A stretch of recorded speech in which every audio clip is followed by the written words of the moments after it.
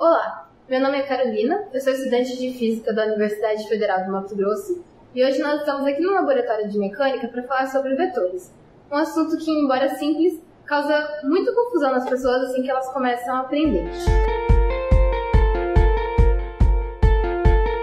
Bom, primeiramente, o que são vetores? Nós podemos dizer de forma simples e objetiva que vetores são segmentos de reta orientados. Mas e na física? Qual a finalidade dos vetores? Bom, por exemplo, quando você pergunta a alguém que horas são, a pessoa vai te responder com agora são 2 horas e 23 minutos. Ou quando você pergunta a temperatura, a pessoa diz hoje está a 25 graus Celsius. Para ambas as perguntas, a resposta vai ser um número e uma unidade de medida. Essas são as grandezas escalares: tempo, temperatura, massa e etc. Mas quando falamos sobre grandezas vetoriais, as coisas não são tão simples assim. Além de um número, nós precisamos de uma orientação, ou seja, uma direção e um sentido.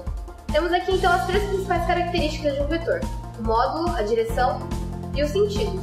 Vejamos agora então um exemplo para ficar mais fácil a compreensão. Por exemplo, ao dizer que um carro se move a 20 km por hora, estarei determinando a intensidade do vetor. Mas para onde esse carro se move? Se eu não te der essa informação, o carro poderá estar se movendo para qualquer direção e sentido. Agora, quando dizemos um carro se move a 20 km por hora na direção norte-sul, a informação fica mais completa. Entretanto, ainda não é o suficiente para determinar completamente a situação do carro, pois este poderia se mover tanto do sul para o norte, quanto do norte para o sul. Se dissermos que um carro se move a 20 km por hora na direção norte-sul, com sentido sul, o estado do carro ficará completamente determinado, e é esse tipo de grandeza que chamamos de grandeza vetorial. No exemplo, 20 km por hora é o módulo, norte-sul a direção e sul o sentido do vetor velocidade. Todo vetor pode ser descrito em termos de suas componentes, e uma componente nada mais é do que a projeção do vetor em um determinado eixo. Para encontrarmos essa projeção, basta traçarmos retas perpendiculares ao eixo a partir da origem e da extremidade do vetor. Bom, agora nós temos aqui um eixo de coordenadas cartesianas para demonstrar como se dá a projeção de determinado vetor nos eixos x e y. E para isso, faremos uso da projeção com fórmulas. Temos aqui um vetor de 18 cm de comprimento e vamos calcular o valor de suas componentes para 3 ângulos diferentes, começando com o de 30 graus.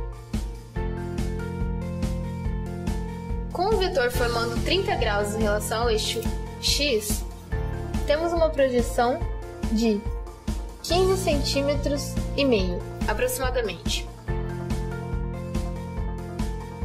Agora vamos medir a projeção do vetor no eixo x com um ângulo de 45 graus.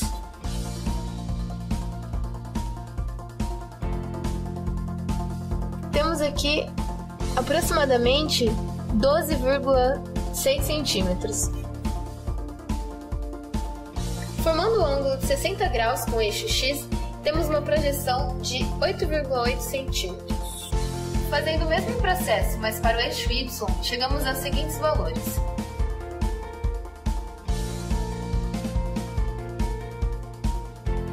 Com esses valores tomados, nós podemos calcular a razão entre eles.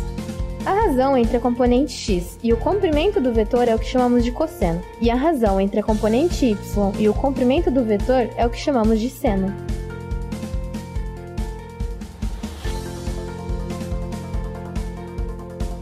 E essa foi a primeira parte da nossa aula sobre vetores. Até a próxima!